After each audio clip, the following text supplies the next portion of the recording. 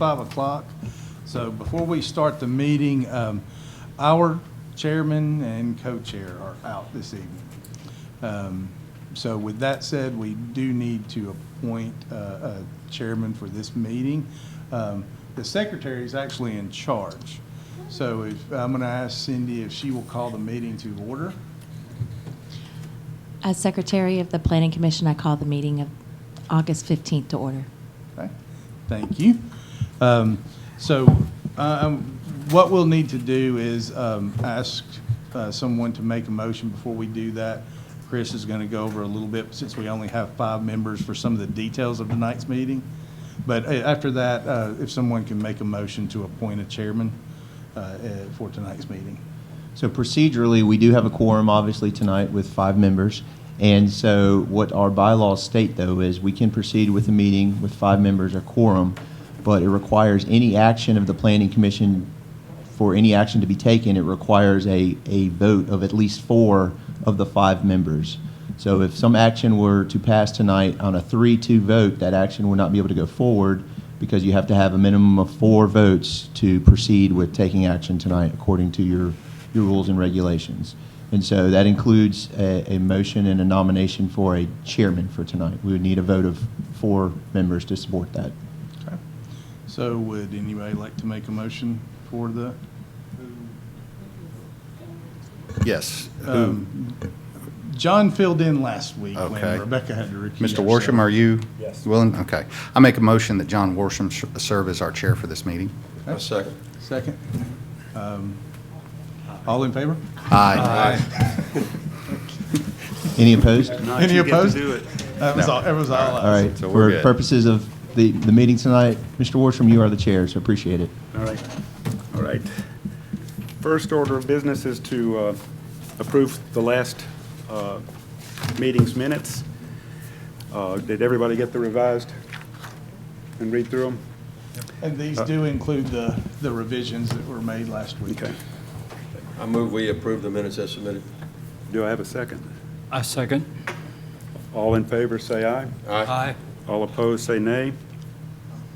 Motion passes unanimously. I'm going to recuse because I had to leave the meeting, so I wasn't there. I wasn't present for it. Abstain. So there's- Abstain is the proper word. So there'll still be 4 members? I wasn't there either. I was not there either. Yeah, let me just say for the record, you do not have to be. Yeah, you don't have to Clearly be do there. not have to be at a, because you can amend the minutes at any time. You do not have to be there to have. Okay, a thank you. vote. Thank you for the That's kind of a clarification. fallacy in committees that people think that that's not true. Okay, okay, Is absolutely correct. okay. So, Okay. would you like to? I will vote aye. Our attorney's nightmare. Sorry. All right, were there any opposed? All right, thank you. Okay. Passes unanimously. Okay. Next, we'll go into old and new business. First item is SD 21.41, the Aldi subdivision, request of FST Aldi Incorporated of Alabama for a 1-year extension for preliminary approval of Aldi subdivision, a 5-unit multiple occupancy project. Okay. Hunter? Yes, sir. Thank you. And just to, I'm going to say this one time, but 3 of your commissioners here heard a lot of what we're going to say tonight before. We will be repetitive because this is the official meeting. This is a simple extension request. As most of you know, the Aldi store is open and has been open under a TCO. They had some lingering things to work with the ALDOT right-of-way of entrance to close out their MOP, so they will be back in front of you to close out this MOP, but just need a little bit more time to do that. So we've never received an extension. This is a pretty standard request, and we fully support the extension. Okay. This isn't a public meeting. Does anyone have any questions on the commission for Hunter? I move to grant the request of the extension, 1-year extension. Okay. I have a motion and a second to grant the extension. All members in favor say aye. Aye. All opposed say nay. Motion passes unanimously. Thank you. And before you jump to the agenda items, if you wouldn't mind, just allow me to check. Is anyone here from MediaCom? Didn't think so.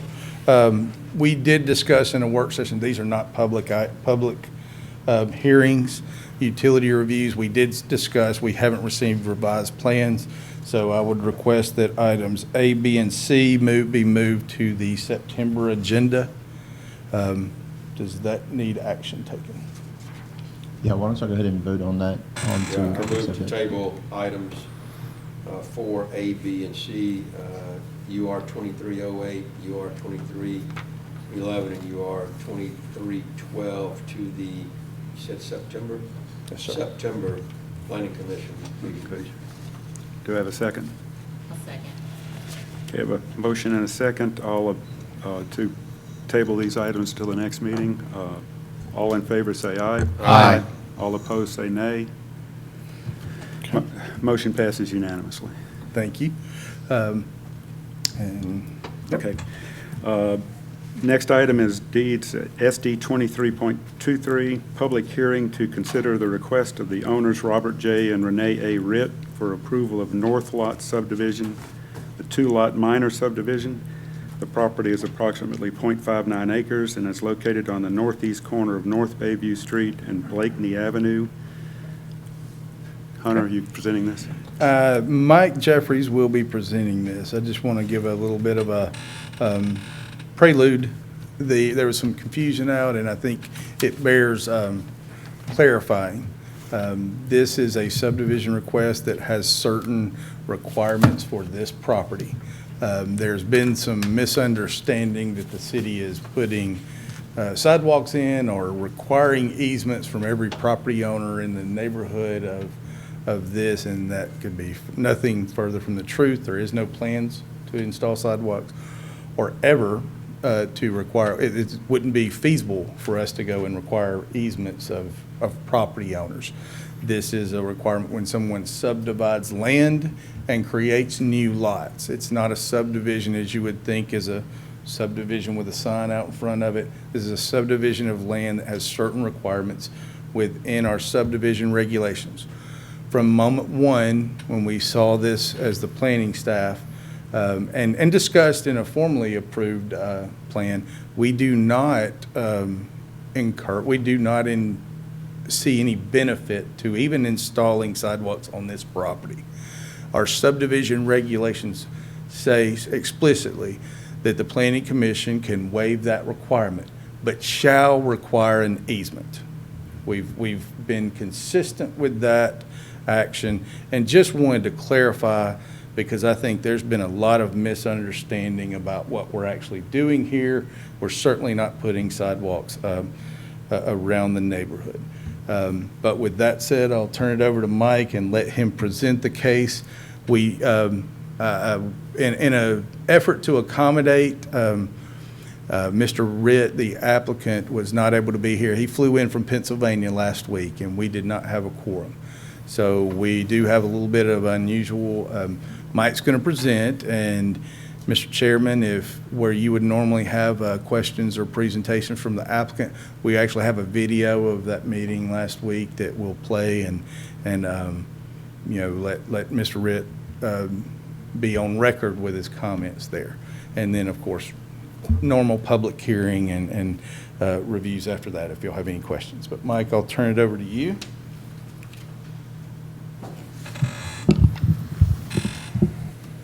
Good evening, Commissioners. Let me jump forward here.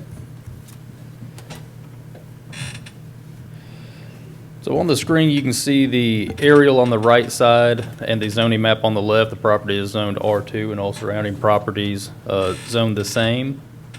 The waiver request that we have, the exact language from the subdivision regulations I have here for reference if we need to go back to at any point in time. In simple terms, the first waiver is a modification to the utility and drainage easements. We have been provided with a drainage study prepared by Leap Engineering that the applicant provided with this application. The second waiver is for not providing the easement, as Mr. Simmons explained a second ago. On the screen is an image of the plat. The green lines are the modified drainage and utility easements, illustrating a 5-foot on the exterior, a 5-foot on the interior on each side, which would result in a 10-foot along the property lines. In general, both of these lots front on a publicly maintained road and meet the lot size requirements. Property is vacant. Existing flow patterns will not be changed, but we do have that drainage plan that supports the altered drainage easements, which will be reflected on a note on the plat to be able to be further reviewed at time of building permit. For utility comments, the electric, water, sewer, and gas are provided by the city of Fairhope. Telephone is provided by AT&T. Based off the flow model, the applicant's engineer has stated that installing an automatic fire sprinkler system meets current ISO fire suppression rating. With that exception, the city requires fire flow to meet the International Fire Code, and this does not. Currently, state law prohibits building departments from requiring sprinkler systems in one-family or two-family dwellings. The easements, again, is the applicant's requesting a waiver from that 15 drainage and utility easement. Staff does support this waiver request with a note referencing case SD 23.23 to ensure that that drainage plan in its entirety is able to be further reviewed and followed at that time of building permit. Part of that work is doing some drainage work in the right-of-way along Blakeney, which has been reviewed by Richard Johnson, the Public Works Director. For connectivity, sidewalks do not exist along either side of the existing roads adjacent to the subdivision. The subdivision allow for the Planning Commission to allow for a 10-foot sidewalk easement in lieu of installing sidewalks due to the absence of sidewalks in proximity to the subdivision. The applicant is asking for a waiver from installing the sidewalks and providing that easement. The waiver requests were included in your packet, and staff does not support the waiver request. Staff does support the easement in place of the sidewalks as permitted by the subdivision regulations. With that, staff's recommendation, waiver request 1 for providing the utility and drainage easement. Staff does not support the second waiver request, or staff does support for the drainage and utility easements. The second waiver request for the sidewalk easement, staff does not support. And for the case SD 23.23, staff does recommend approval with the following conditions. 1 is Planning Commission approval of the drainage and utility easement modification waiver. 2, adding a 10-foot sidewalk pedestrian easement along the property lines adjacent to the right-of-ways. 3, a solution to the fire flow is reached between the city and owner. 3 is adding a note to the plat that at time of permitting, refer to Planning Case SD 23.23 for drainage requirements. And when we do vote on these, we need to vote on each of these items individually. And if there's any questions, I'd be happy to answer those on behalf of staff. Well, this may be legal too. Can we divide that sidewalk waiver request into 2 separate waiver requests? One for, no. You do not need a waiver request to not require installation of the sidewalks. Okay. So if I may, just to give a little history for the public or anyone that wasn't, some of our newer commissioners, previous to the current version of the regulations dealing with this, every planning commission meeting, we were having quite a long conversations about installations of sidewalks, even for minor subdivisions. And the legal requirements for getting that waiver oftentimes put sidewalks where we didn't necessarily want them because someone might not want to wait a month. So we actually amended the regulations to allow you, without a legal waiver request, to make this decision. It expedited the time. It helped us reach our our comp plan goals, and it also helped the applicant get a quicker answer. But it does say, if in that case, we shall provide the easement. So really what is being asked today is a waiver from the regulations to do either of those things. It's not an A or B. It's and all. You have the right to not require installation of the sidewalks. We recommend that. So the waiver is for also not doing, and I think the applicant has agreed to that. They don't want to put the sidewalks in either. So, but in addition, they're asking for a waiver of the easement. Yes. That is correct, and you received a handout at the beginning of the meeting. This is just 5 examples, and I'm not going to go over each one of these, but as discussed, is on here, we have examples from 2019, the decision to change the subdivision language to allow the planning commission to grant an easement instead of installing those was done in July of 2020. From 2019 to 2023, I just grabbed 5 that were along the same area of Morphy Avenue where there was either a 10-foot sidewalk easement, some a 15-foot sidewalk easement, and one here even recently where it was a 15-foot pedestrian easement, and they were also required to install the sidewalk as well.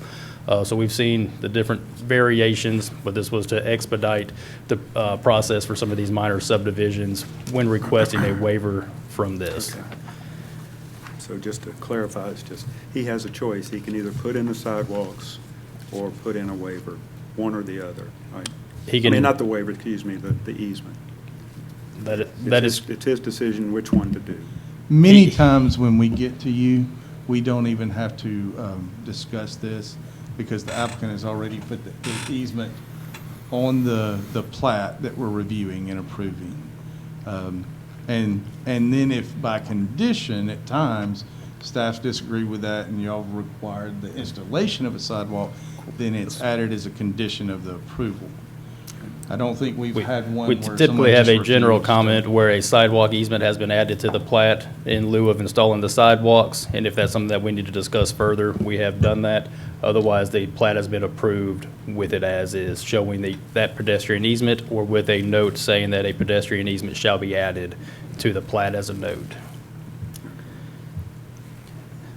Any other questions for staff at this time?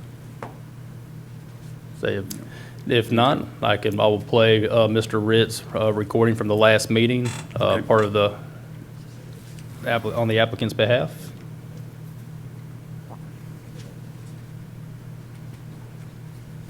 Okay, good evening. My name's Bob Ritt. I have traveled from out of town, actually from Pennsylvania, to come in town specifically for this meeting. So I really appreciate everybody's time and effort in this. I would also like to thank the planning department we had some discussion since the March meeting, and I think we've moved in a very positive direction, both for the city of Fairhope and for us as lot owners. So, as Mr. Jeffries just mentioned, since the March meeting, the recommendation from the Planning Commission was to remove the garage structure. We did go ahead and remove the garage structure. Our original intention was to leave it during construction for storage materials and then take it down, but we went ahead and removed it, so that's not an issue. As Mr. Jeffries pointed out, in the far east to the right there where the garage structure is, we straightened out the lot boundary lines as the planning department had suggested. So that's also been accomplished. If you recall, back in March, there's a requirement in the subdivision regulations, which are kind of generic to be applied across all situations. But in the Bluff area, it's kind of a unique situation in that you have right-of-ways along the street. So you have a right-of-way along Blakeney, you have a right-of-way along Bayview, and they're 20 to 25-foot right-of-ways, and that's where all the utilities exist. And all the neighboring lots around here are fully developed, so there's no need to cross the lots in the future for utilities. But part of the requirement was a 15-foot easement, which impinged upon the building setbacks. There's a 10-foot side building setback for the main structure of the house, or a 5-foot setback. So we worked with Chris Lieb in engineering. I'd like to recognize Chris for his work. And we worked with Eric and Hunter and Mike. And we came up with, I think, a good solution, and that is a 5-foot utility drainage easement, as well as some improvements along Blakeney to address the drainage. So I think that's come to a good resolution. The next one are the sidewalks. So as you may be aware, in the Bluff area, there are no sidewalks currently. The adjoining lots don't have sidewalks. Putting in sidewalks today would not serve its intended purpose. It'd be a sidewalk to nowhere. I'm not opposed against sidewalks, but it would make the neighborhood aesthetically displeasing to go by and say, well, there's a sidewalk there, but there's not sidewalks elsewhere. There is existing right-of-ways along Blakeney and Bayview, as I mentioned. They're 20 to 25 feet. That's between the road and the property line of the lot. So there's plenty of green space in there for sidewalks if they were ever to be added. So sometimes a picture's worth 1,000 words. So what the planning department is advocating is a 10-foot right-of-way within the property line. So if you looked here on the drawing, if you looked here on the drawing, there's the road here, and then there's a 20 to 25 foot right-of-way here, and the same along Blakeney. That's where the sidewalks would normally be located. What they're advocating is taking 10 feet into the property line and putting an easement for a future sidewalk. Well, this causes a number of issues. First of all, as you can see along Blakeney, there are a number of heritage trees along Blakeney. Particularly, there's a 46-inch oak tree out there in the front corner of Blakeney. There's also a couple 26-inch oaks and 16-inch magnolias along that line. So feasibly, it would be impossible to put a sidewalk in that area. The other thing is if you were to ever put sidewalks in that area, it would be aesthetically displeasing because it would look like the sidewalk being 25 to 35 feet away from the road is like in the middle of the yard along Bayview.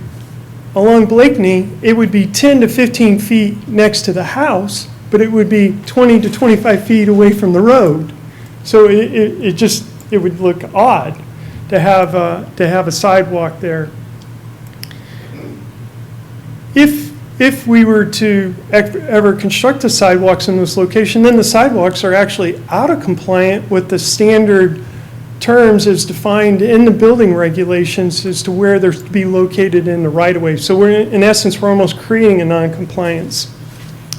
And lastly, the article that the city the planning department is reflecting, in my opinion, does not relate to the current situation.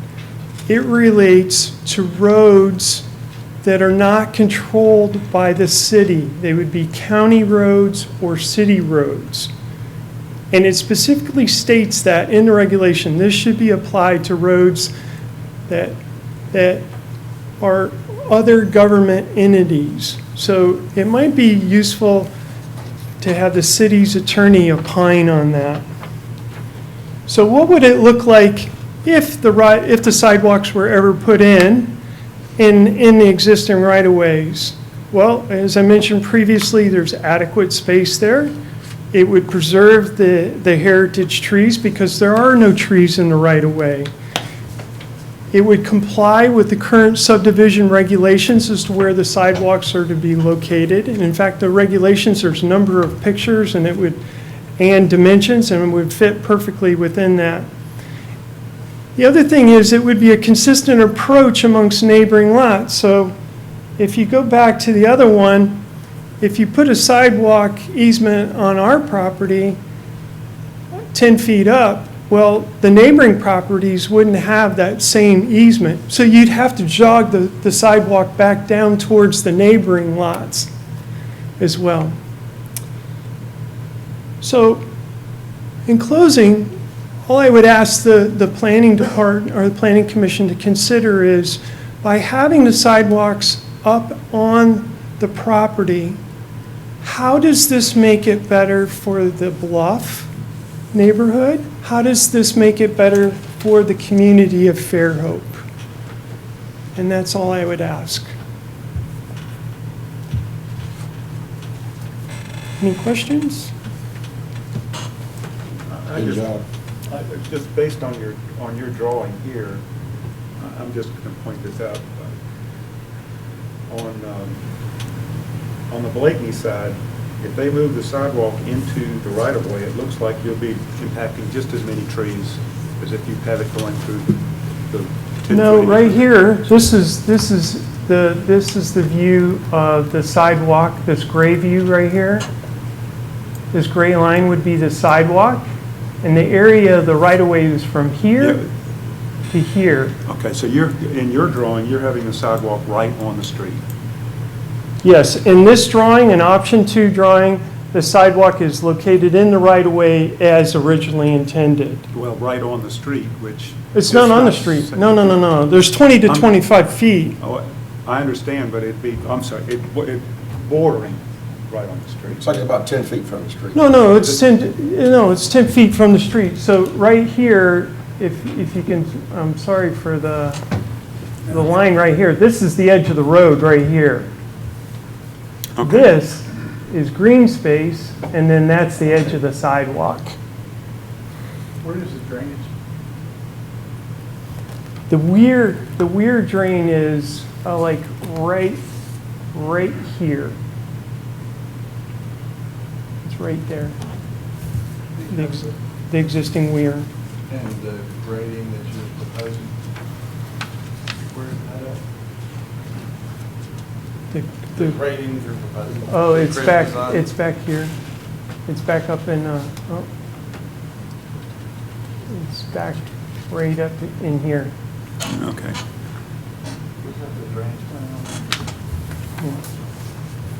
I see it. I was looking at your handout instead of up here because it's easier for me to see. It's about where that sidewalk is on your plan. So, and to clarify, you know, we do not think there's in any short time frame there will be a sidewalk. We've discussed that.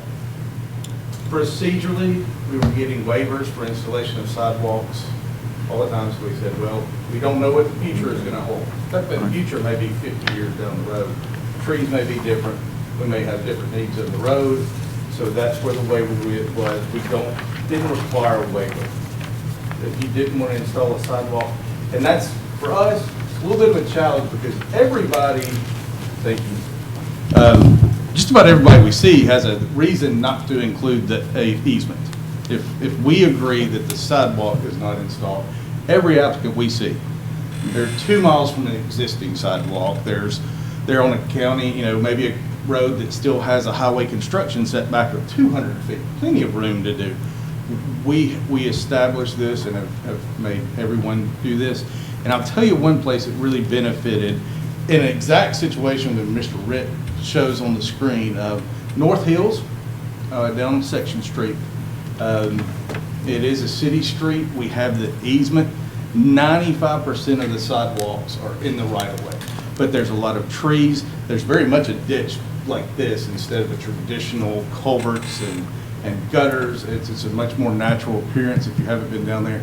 And it allows us to kind of weave in and out of the trees with the sidewalks still meet ADA. So it gives us that flexibility. And that's where we're at, you know, as staff, and we've never recommended we don't have at least the easement. And to emphasize it, to clarify an old colleague, what we do for one, we have to do for all. That's right. But I don't think anybody's suggesting that at all, though. I don't think anybody's not, I mean, for me, I looked at your recommendation, and I support your recommendation wholly. You're saying you don't have to build sidewalks, but you need to have an easement. You're not given that waiver. Yeah. And I don't think that he asked for a waiver for the easement. I think what he's talking about is the location, right? It's a waiver from both. He asked for a waiver for Well, let me the ask you, what would preclude those sidewalks where he drew them in option 2 from ever being built there? It could be. You know, would I it mean, be- can you guarantee that if some sidewalks are placed in that neighborhood, that they would be placed? Because I gotta agree with Mr. Ritt, it looks ridiculous to turn the sidewalk in and go inside his property, by his house, and then turn again. It looks ridiculous. You don't have a sidewalk 30 foot off the street? We're not looking I at, think we're not we- looking at next year. We could be looking 50 years I down don't the get, road. man, but it's ridiculous. I'm telling you, his idea of where to put them makes way more sense. I'm just being brutally honest. I think it looks ridiculous. There's nothing stopping him from putting those in the right of way today, right now, where he shows them. Well, what would preclude them from being put in on the street? I mean, That's what he can put them in right now. That's what the regulations. That's what the require. regulations say, is they go in today When someone with doesn't approval want of to this. install, they have option B, provided. Provide the easement. well, then all you just need to do is just guarantee that sometime in the future it can be placed there, right? That's what it's They actually easement have to for. install. That's what the easement's In that for. option A, it has to be installed. In the subdivision regulations, it requires 13 feet per sidewalk. I understand that, but we're just asking for an easement. We're not, holding the I mean, easement. does not his the- property not go all the way up to the street? No, No. not even close. Well, who owns Not that even property? close. The city. The city does? It's an The right of encumbrance, way. public owned. Well, there's plenty of space for the city to build a sidewalk there in the future. We're spending $1 million on the sidewalk on Fairwood Boulevard. City is. People, the residents aren't doing that. I'm not saying so in other, what you're saying is, we have to put an easement in somewhere on that property so people in the future don't want a waiver from an easement or placing a sidewalk in the future, right? So a lot of properties that we have these easements on, and this one included by what's being proposed, has drainage in the right of way. When we go put a sidewalk right here, we're gonna have to culvert that. Now, wouldn't it be nice if we could just move that around, weave it in and out of trees? We also have our public works for tree areas are getting a little tight on street trees. So they're wanting more space. Yeah, this becomes and I'll pose it another way. How do we draw this exception? Let me ask you this question. If you have him grant the easement on his property 30 feet off the road, is there ever a time the city could force him to build the sidewalk there? No. If they grant the easement, Mr. Ridd is off the hook on ever providing. He would any never have to do it. construction. No. But by doing But we so, can use. we are not allowing everybody else to get a waiver for an easement.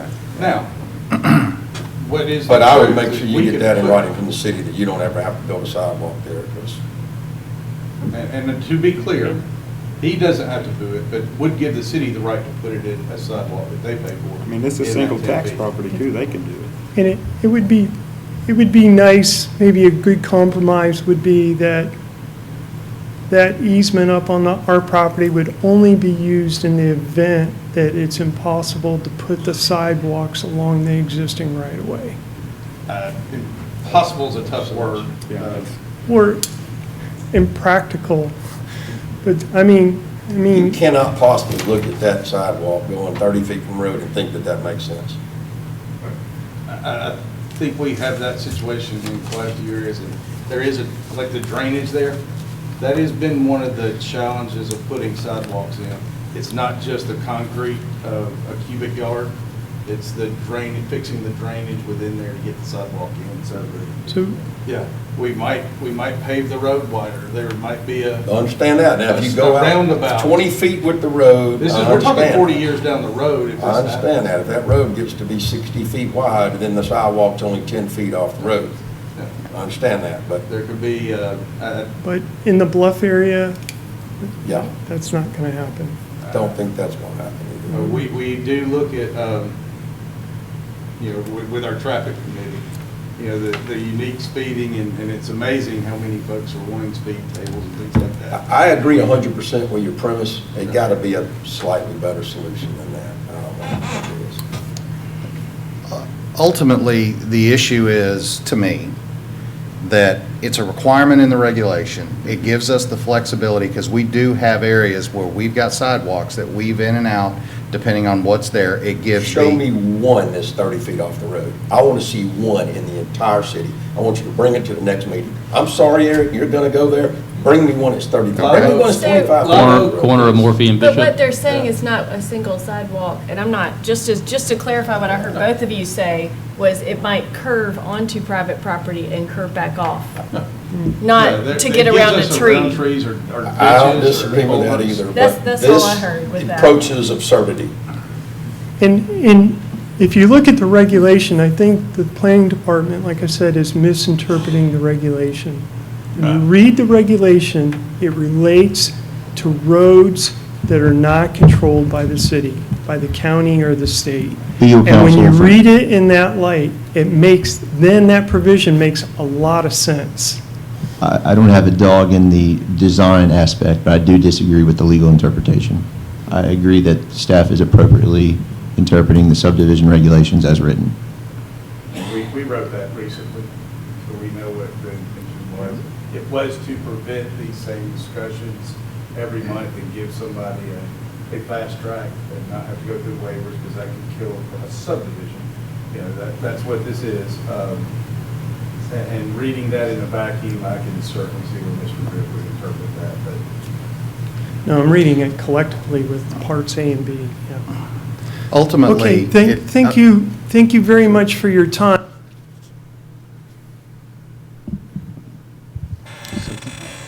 Kind of interesting to sit and listen to our conversations. I've been a little critical of myself, and Jack, I didn't get the plans.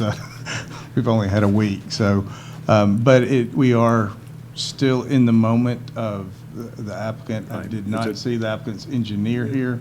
Yeah, we're not opening the public comments yet, but is there anyone else here that would like to speak for the applicant? Well, we're going to have a public next.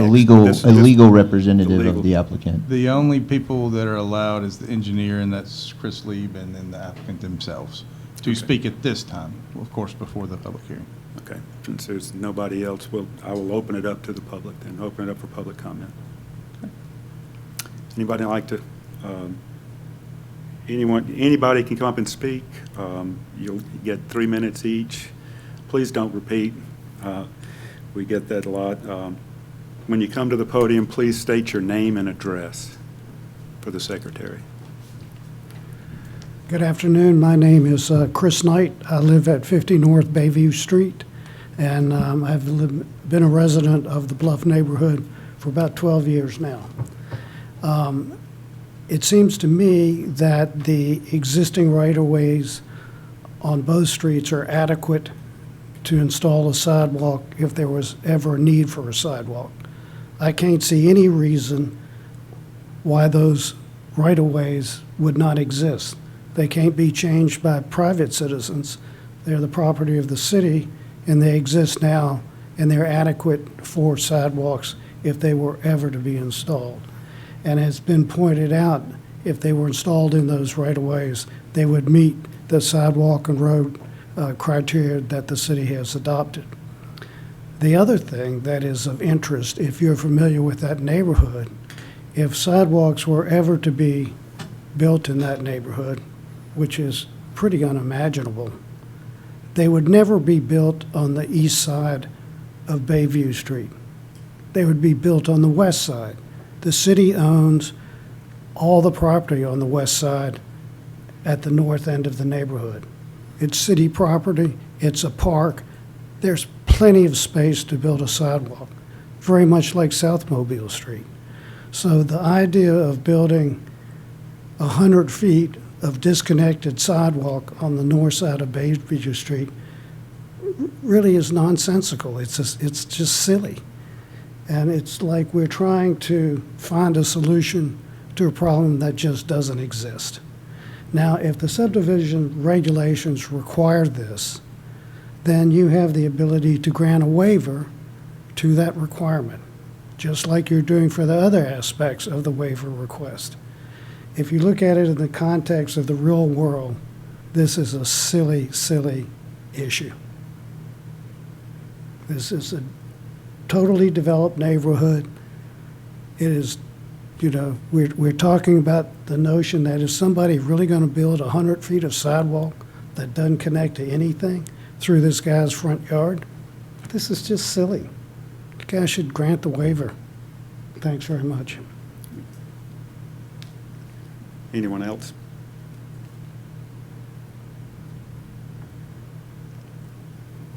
I'll close the public meeting at this time. And does any commissioners have any questions? Mr. Mr. Chairman, can we make some comments? Yes. So just going back to the whole history of the public, the last, it wasn't the public hearing portion, but the presentation. And, you know, I feel compelled to side with the city to say that there is no requirement to build a sidewalk. First of all, we need to be extremely clear, there is no requirement to build a sidewalk. The staff's position is that they don't want to grant a waiver to put the easement on Mr. Witt's property because of the precedent that it would set of granting that easement. There would be more people that would say, in cases where sidewalks are probably clearly warranted, they would say, well, you gave this owner an easement, a waiver. I mean, why don't you give me a waiver? So that's where they're coming from. But I do want to, and I know pretty strong words I made in there. I still stand by them that I don't think that it makes a lot of sense to move the sidewalk from right along the road up into the person's yard. There's plenty of room, even if you're on Blakeney, to build a sidewalk in the city's right away. Should that ever occur, that's not saying we're building them, let's be clear about that. It's just that it would make more sense there. And I don't disagree that it might not make more sense to have it on the west side of Bayview than on the east side of Bayview, on the city's property there. But be that as it may, I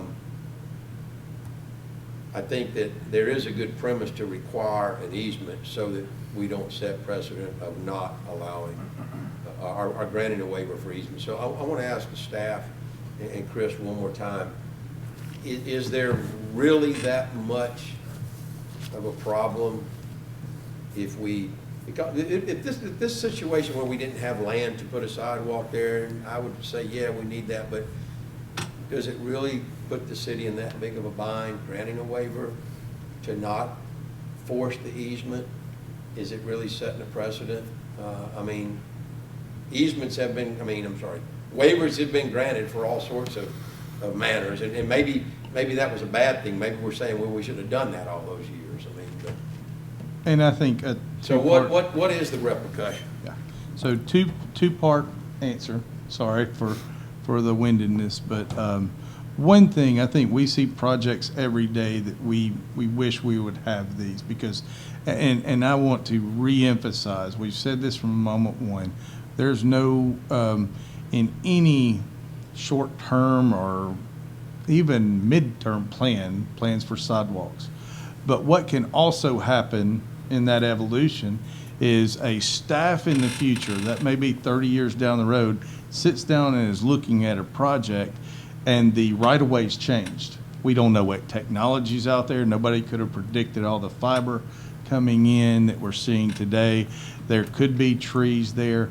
And we see many projects where we wish we had this. So from a practical matter, while it truly does not make sense today, I agree with that premise and that practical evaluation wholeheartedly.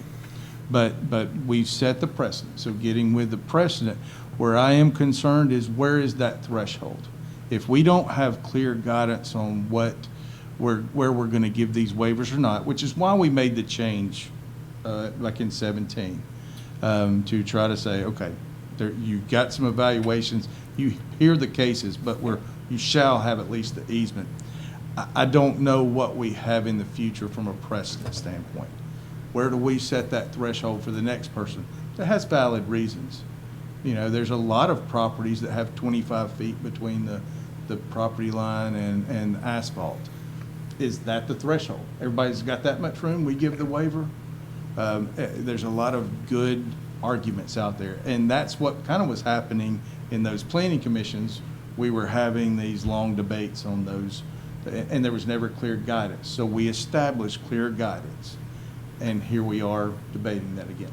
So opening that can of worms for future debates and long meetings is certainly part of the concern we have, but also from a practical matter that we just can't predict what the staff may need in the future, and we wish we had some of those options today that people 30, 40 years ago would have been thinking about this. That's not a perfect answer, but I think that's what we've been concerned with.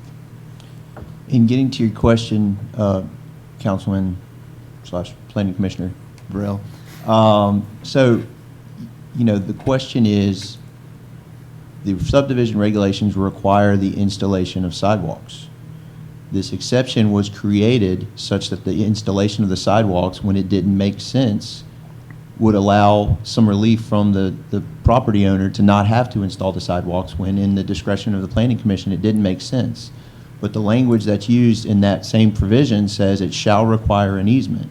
Had the language been may require an easement, I think you would have some discretion, and certainly for future cases worried about precedent, if you want to change the language of the regulations, then the same precedent wouldn't apply because you'd be dealing with the application of different regulations.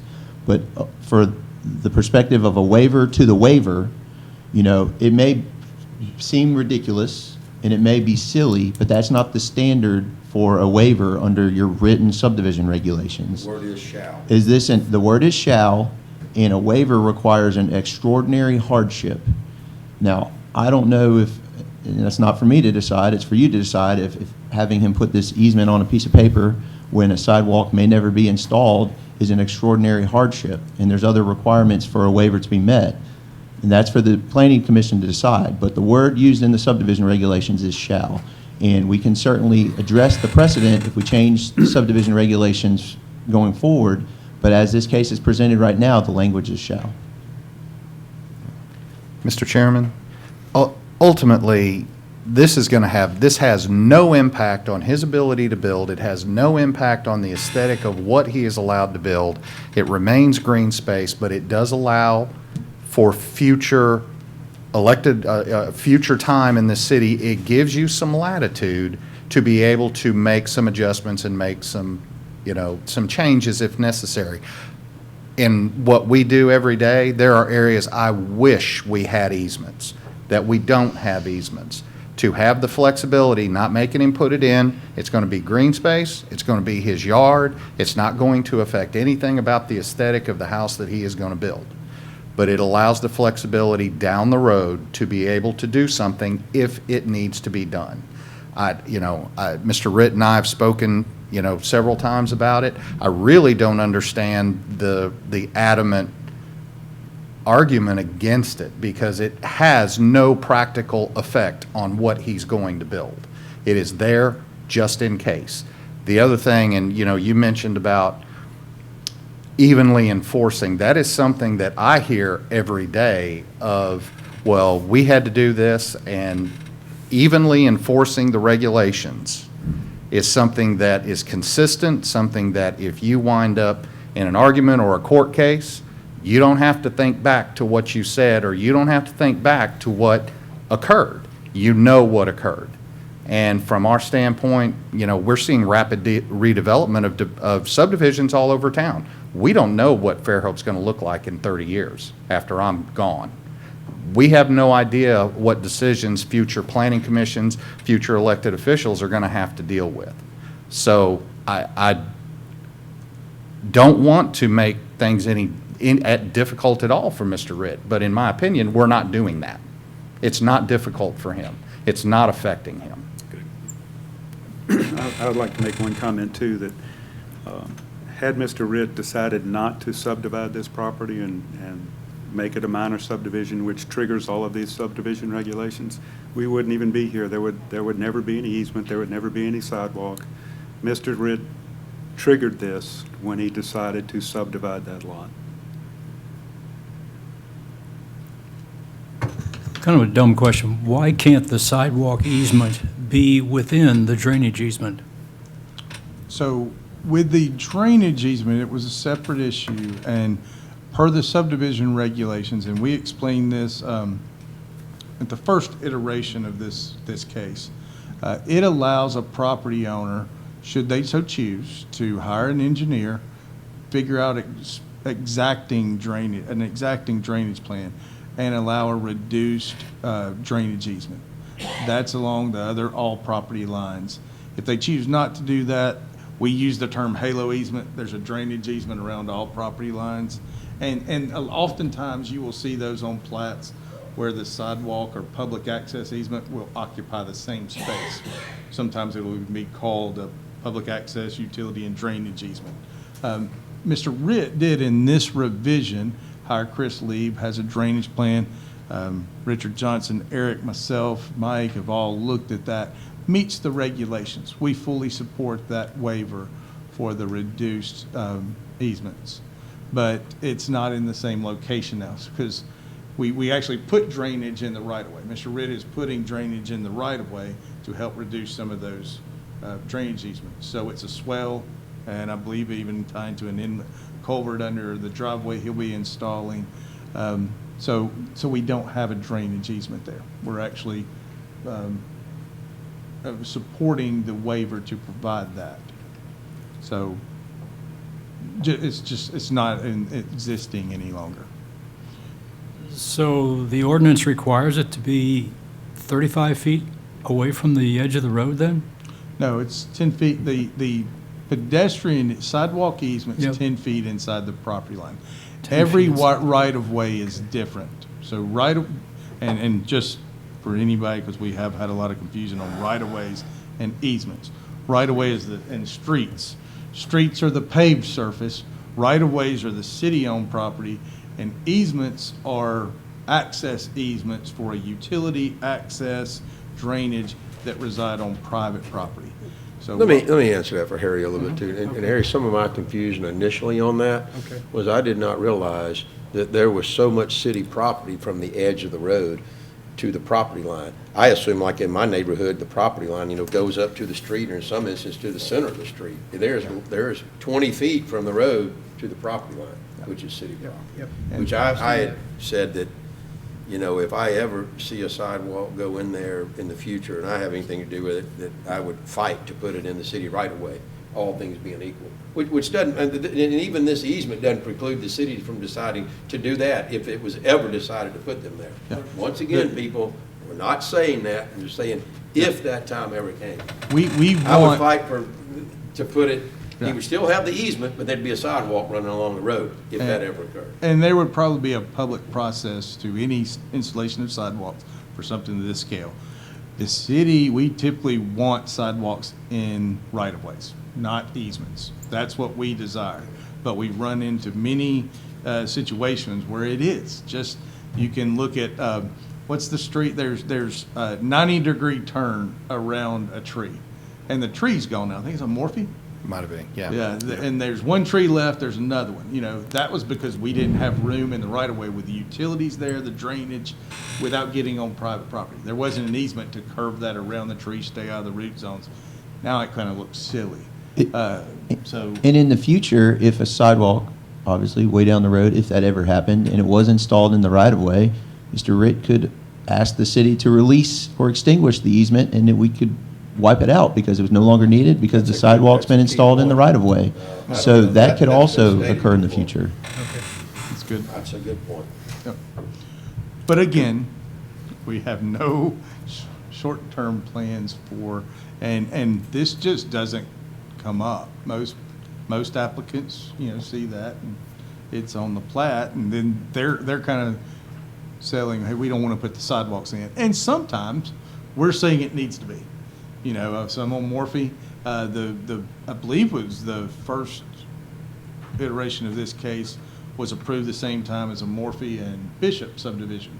Not only did they have to install the sidewalks, but they had to install it in an easement along Morphe Avenue because while there was 25 feet of right-of-way between the edge of the street and the property line, there was also a major drainage ditch. We had major power poles there. There wasn't room to put it without putting major culverts in that when you looked at the engineering to make that level and make an ADA compliant sidewalk, it would have required regrading the road. Or the street itself. And raising that up. So the planning commission required the sidewalks to be installed, but to install them within the easement inside the property line. And they did that as part of that minor subdivision for 3 lots. Okay, thanks. Any further discussion? Okay. We will vote on each one of these waivers individually to begin with. The first is to allow a modified utility and drainage easement. Staff has recommended approval of this waiver. I'll entertain a motion. I'll move to approve this waiver. Do I have a second? Second. All those in favor? Aye. All those opposed? The waiver is allowed, passed unanimously. Okay, number 2, a request to not provide a sidewalk easement. Staff has recommended denial of this waiver. I'll entertain a motion for this waiver.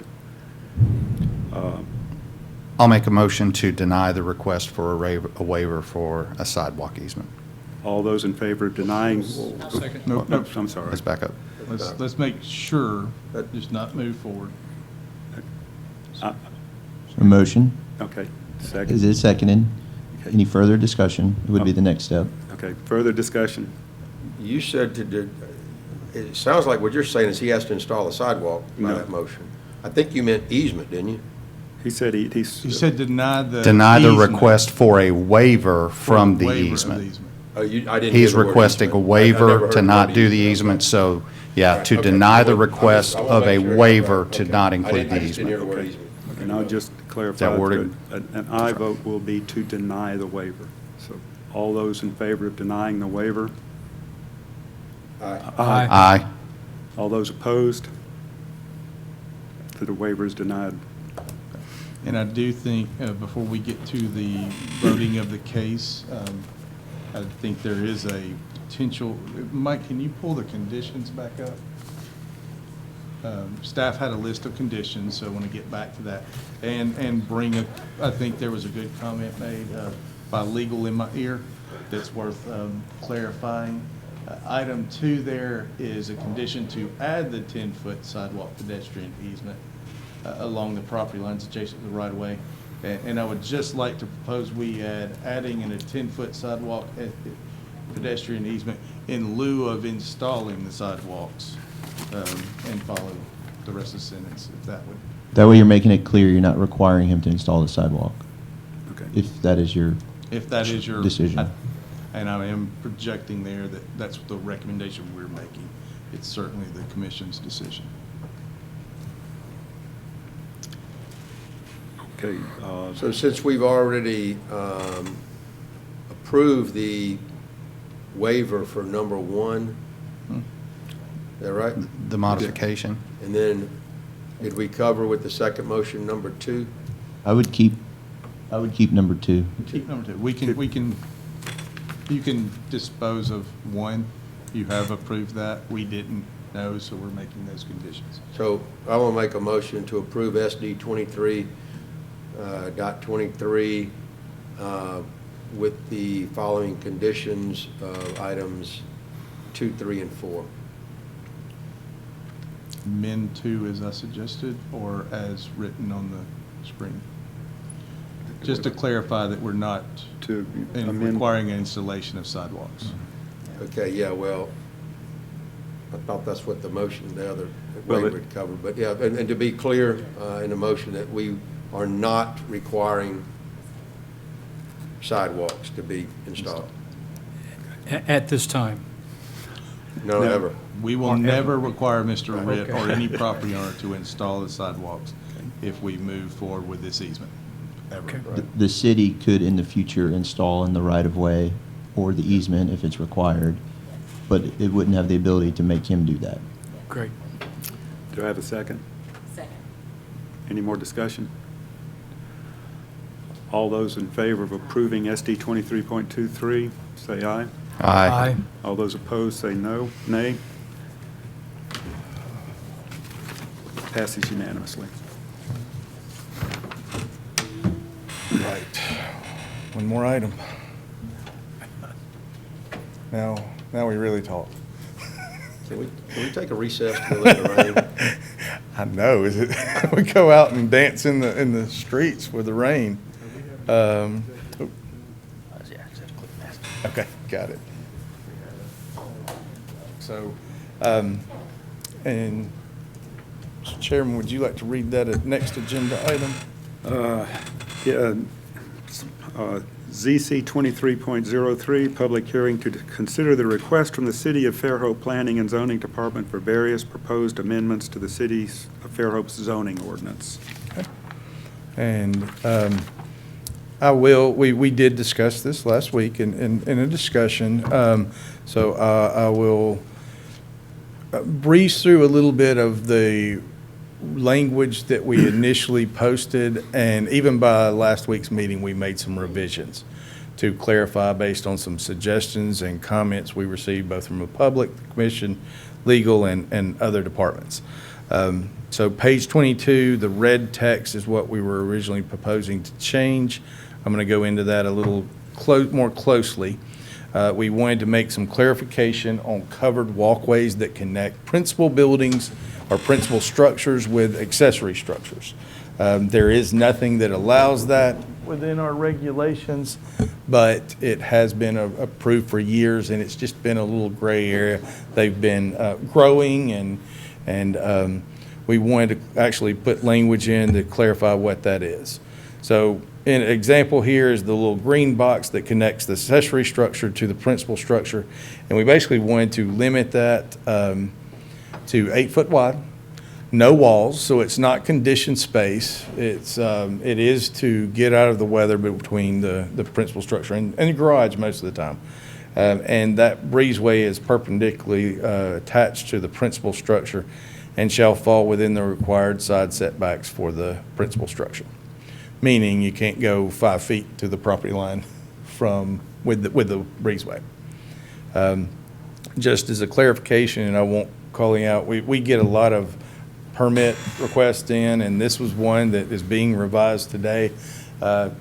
Subdivision, minor subdivision that we had on, I won't say where, but this was the elevation we saw, and that's the accessory building to the left. And this has kind of been growing through the years, and I think Eric's seen a bigger history of this than I have, but that's a monolithic building. It called a carport or called a breezeway. So we're intending to clarify that. I don't think that was ever the intent. Our ordinance certainly doesn't have that explicitly stated anywhere, but it is happening. We see the benefit just sounding boundaries on it. Another one that gives us some challenges is swimming pools. They're not defined in our ordinance. We want to actually make things easier for people, not more difficult. So right now, those are kind of been lumped in accessory structures. We're wanting to provide a section of the subdivision or the zoning ordinance that explicitly states about swimming pools, that they kind of don't fall into the same traps of buildings and things like that. So, for example, I think I have a diagram here. The example on the bottom of this page would not be allowed for an accessory structure because it states that an accessory structure shall be behind the rear building line of the principal building. And that line is defined as the furthest part of the building to the rear of the yard. So in this case, it would be this line. So accessory structure will have to be behind that. It makes sense at times, bigger lots where their house is U-shaped or L-shaped like this, to tuck a pool within there. That's somewhat a common occurrence, and we're always in that debate of is it legal or not. We would like to explicitly make that legal. What we did there, some of the comments, swimming pools, whether boat gated, they can't be. Now, one thing we do clarify here is we want them to be 10 feet from side property lines. Building code requires 5 foot concrete around. 5 foot pool deck is, yeah. Around the pool. When people put it 5 feet, then there's no buffer from a neighboring. And just having a little bit of plants and landscape for the noise and stuff that goes with a pool, we see a benefit there. So we don't want to penalize anybody for that, but give some more allowance. And then rear of the principal structure, so they're not in the front yard, but not behind the rear building line. That's a distinction. And we also want to say those shall not count toward the maximum lot coverage by structures on a property. We also added the slight amendment on the bottom of the screen in letter C that we define private recreational facilities. Examples of those might be tennis courts, basketball courts, not to exclude the basketball court in the driveway, a real basketball court, batting cages, those sort of things also shall be behind the rear building line of the property. Those don't come up as much and typically are on bigger properties, but just wanted to make sure those didn't fall under the same regulations of what's most typically a garage that's built in a backyard. Residential lighting, I'm going to kind of skip this, but there was a request for when we do accessory recreational facilities like that tennis court or basketball court, if it has lighting, the intent is it's not bothering adjacent property owner. Now, we don't want to make it so bureaucratic that a big development has to do photometric plans to show that they're not bothering the neighbors. So we did revise the language, and it's in red that we're proposing. So all exterior lighting fixtures for residential accessory structures shall be constructed to direct the beam below the horizontal plane of the fixture and shall reflect away from any budding property. Said fixtures may not exceed higher than 10 feet. And then jumping, this is probably the bigger one. A change that we're actually proposing in this round of amendments on corner lots, and this was something that was discussed after we first sent out the packet, and we discussed last week. On corner lots, the accessory build where you have a front setback and then a street side setback, where we're most commonly seeing this come up is technically Fruit and Nut or Bluff Bear, where there's smaller lots, and you're on a corner, and one house has a 20-foot setback and the house behind it. In this situation on the screen, the house adjacent to it might have a 35-foot setback. That makes sense with the house a little bit. We're actually creating a streetscape with our setbacks. But when they can put an accessory structure right up, it's blocking views, it's doing, there's some negatives that come with that. So in essence, what we're proposing here is those accessory structures and pools shall match the front setback line of the adjacent property. They can still be 5 feet from the property line, but when you have one rear yard abutting someone else's front yard, they align with the home of the adjacent property owner. We did summarize that a little bit, but that's the effect of the change that we were proposing only on corner lots that have a street setback. This one is wording change. There's a conflict between our tree ordinance, and this is moving to page 35 in our zoning ordinance, Article 4, Section B. There's a screening requirement for landscaping. And there is a conflict between our tree ordinance, and we're going to be submitting some, Councilman, might see some tree ordinance changes coming up soon. We're just trying to make some of those consistent and use the same language. So this currently read, a buffer is required where a use is distinctly different, but it's actually district. So if commercially zoned is next to residentially zoned, they have to provide a buffer.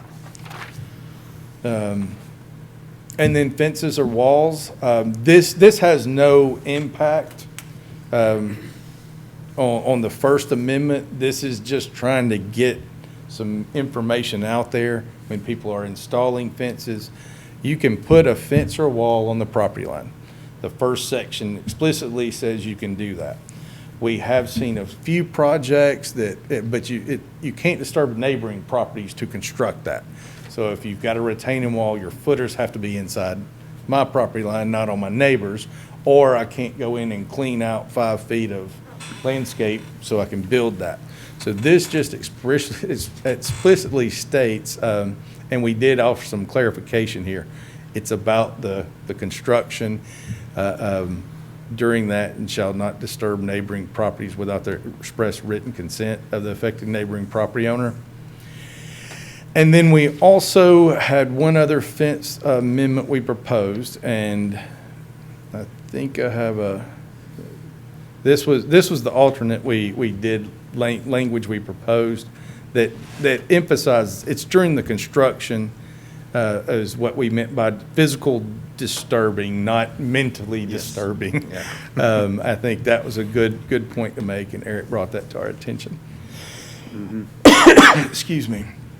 So the other one we proposed in the zoning ordinance right now, and again, going back to that same adjacent property owner situation, right now, in front of the front building line, you can install up to a 4-foot high fence, behind that 8-foot fence.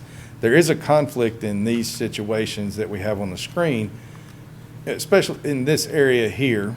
8 foot is allowed if one neighbor builds it, 4 foot with another. And at the end of the day, we're trying to create the yard. So we have seen a few situations come up where people have not done this historically, but there's been some things recently where people have put 8-foot fences right at the property line that is someone's front yard. And we would like to say in this street yard that is 4 foot as well. So in that 20 feet when you're on a corner, then that also is limited to 4 foot high.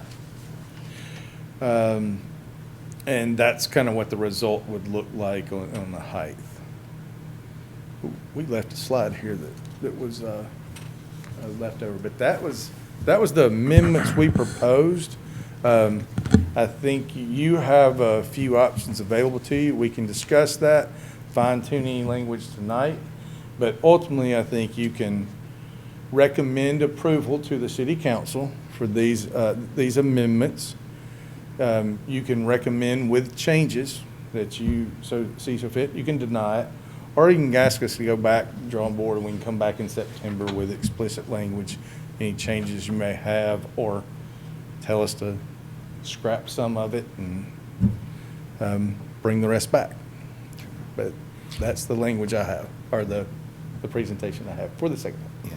On the swimming pools, when you're talking about 10 feet, and I think you and I spoke about it, that is from the aquatic vessel, not from the edge of the deck. That is correct. That's the actual aquatic vessel. Yes, Okay. that's what we will be measuring. There has been, oddly enough, one of the biggest comments we've got from multiple people is whether to define, we have some impervious surface areas and then things like that. Does the water surface of a pool count as impervious or pervious? There's capacity there, but at some point that capacity is full. We're not dealing with that in this point, but it may be something to think about. That is way in the weeds. Way in the weeds, yes, sir. Do you think you should put language, just another phrase in it that says as measured from, if you ask the question, that means it's subject to. Well, I was just 10 feet from the aquatic vessel is the actual water line, because you're going to have I think that's generally in a there, pool deck going around it, and that's just, I wanted to double Any check. water line within the vessel. I thought 10 that foot was- from any water line within the vessel. Yeah. I thought that was in there. I think if it's not, we do have it shall not count toward the maximum total lot coverage, because that's been a question when you define it as an accessory structure. But that's a good point and a very easy amendment to make. And depending on how you want to vote on this, we can go back and bring you the language, or we can make it between here and taking it to city council. I mean, that's such a minor change. I don't think you'd have to republish this. I mean, that's just Anything that comes out, so unfortunately, you probably as councilman, if it comes out as recommendation from approval tonight, you probably won't see this for 6 weeks. Promise. Because, no, but, well, I don't know, if you're scheduling I think we scheduled some meetings last night to Tuesdays or We'll have to do it earlier. twice. Yes, we might need to not have this on one of those early meetings, but it's simple to do. We make our advertisements. It's different advertisement for this meeting than it is for city council. So this will actually run in the paper with a full ordinance and then a summary of the ordinance again, and then we have to wait 15 days. Mr. Chairman, I have another question for Hunter. Yes, sir. When you're going back to the residential accessory structures, there is some language that says a covered open breezeway no wider than 8 feet. And it says contains no more than 2 walls and is not heated or cooled. Well, we know people can get tricky and try to enclose something. So let me try to use, don't look at the width of this room. Let me try to use this room as an example. Let's say that door back in the back of the room is the door to your home. Let's just say that wall is on your home. Somebody makes the argument, well, that's not a wall of this breezeway, that's a wall of my home. Then you come down here on this wall and just imagine a door in the center. Let's say that's not a wall of this breezeway, that's the wall of my garage. Now I put 2 walls by ordinance, one here, one there. I have a fully covered breezeway, but I've only got 2 walls on the breezeway. Because remember, those 2 walls don't count.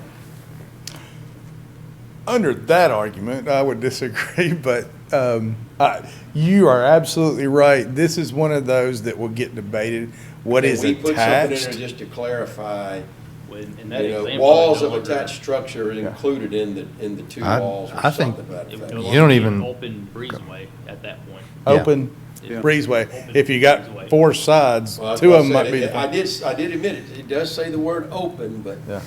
If you it take out also- the 2, It contradicts, it's a little contradictory Sure. if you use the home and the garage wall argument, that they only put 2 walls in. yeah. Without getting into form-based codes, I think we're, even attached, the word attached, how's it attached? We deal with that all the time.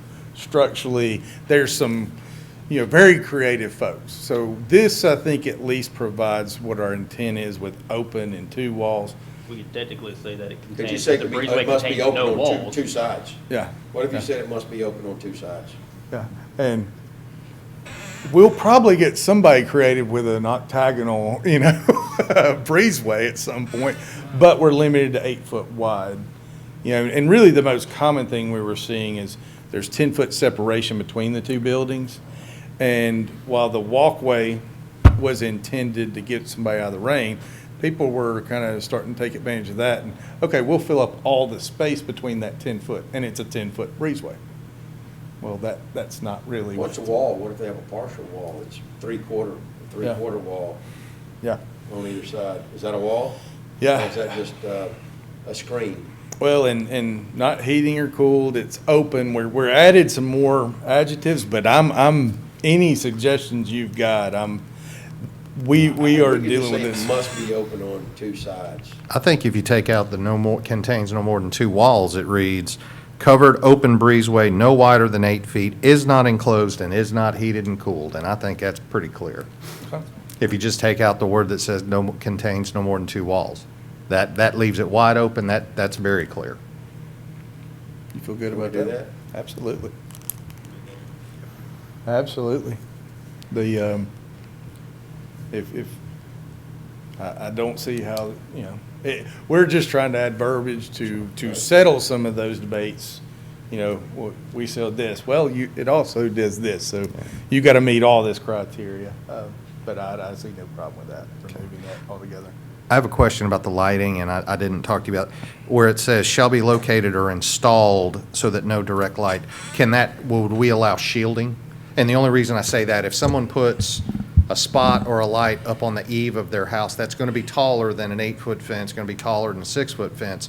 But if it's got to be either aimed or shielded, that would, I think, is that what we're trying to accomplish? Yeah, I mean, to be, completely candid, I come in with, all right, out of everything I've proposed, this is probably the one I'd send back to the drawing board a little bit. Yeah.